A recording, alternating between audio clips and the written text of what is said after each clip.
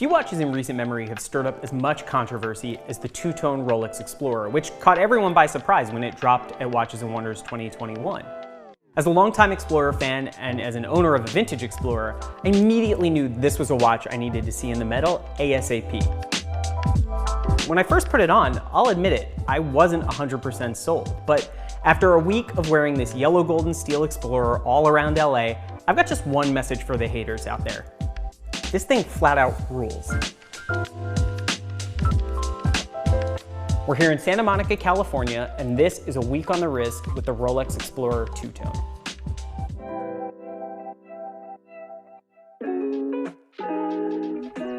The Explorer has always occupied a unique position in the world of Rolex sport watches. It's quite a bit smaller than watches like the Sub and the GMT, it doesn't have a rotating graduated bezel, and it lacks the flashes of color that make pieces like the Pepsi or the Orange Hand pop.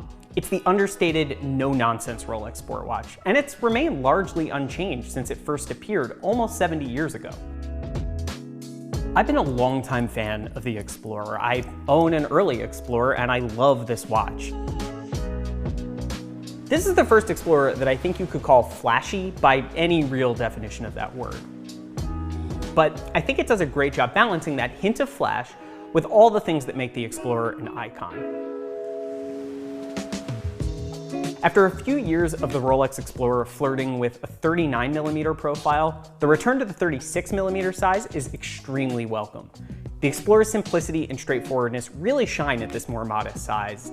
The understated hour markers, the moderate amount of dial text, and the model-defining 3, 6, and 9 all have enough room to breathe here. They don't look like they're out to sea on this deep, glossy black dial. Likewise, the new tapered bracelet helps the watch sit even better on the wrist than many of the previous 36mm models, in particular those with the bulkier clasp systems. There's also a new movement. It's the caliber 3230, and it puts all the latest Rolex tech to work. It's got a 70-hour power reserve, it's accurate to +2, -2 seconds per day, it's COSC certified, and it's anti-magnetic to boot.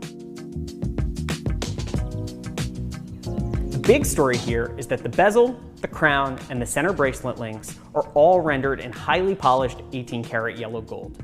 The rest of the case and bracelet are still steel, don't worry about that, and Rolex calls this configuration Rollazor, which is just their fancy terminology for two-tone.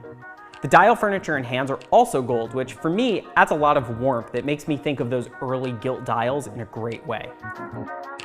For the first 2 or 3 days of wearing the watch, the gold was all I saw. It was the new element of the watch, but after it settled in and I started to get used to it, I found there were lighting conditions in which I didn't even notice the watch was two-tone at all. It just looked like the watch had this sort of warm, rich character to it, and only in direct, bright sunlight would I really notice the gold links and the gold bezel. I actually think that's a strength of this watch. The watch doesn't feel like it's explicitly saying, I'm a two-tone Rolex or I'm a gold Rolex. It's just a different take on a watch that you think you know, and it makes you look at it in a new, fresh way. And just in case you're worried, you should know the introduction of gold does not decrease the build quality of this watch at all. It is still the sturdy, hard-wearing Rolex sport watch that you know and that you expect. It just has a little bit more gold.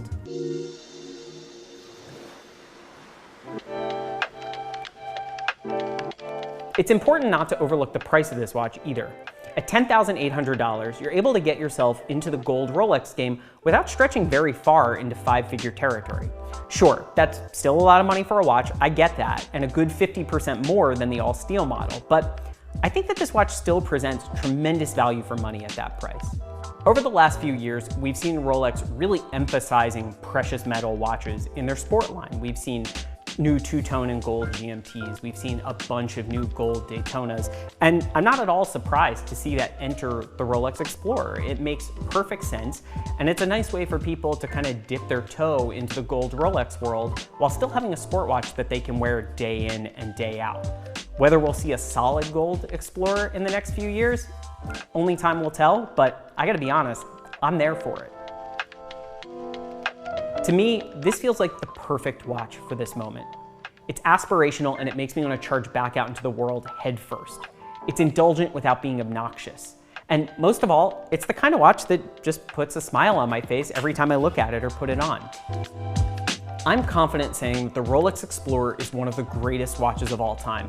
And this new version, controversy and all, is the greatest Explorer we've seen in years.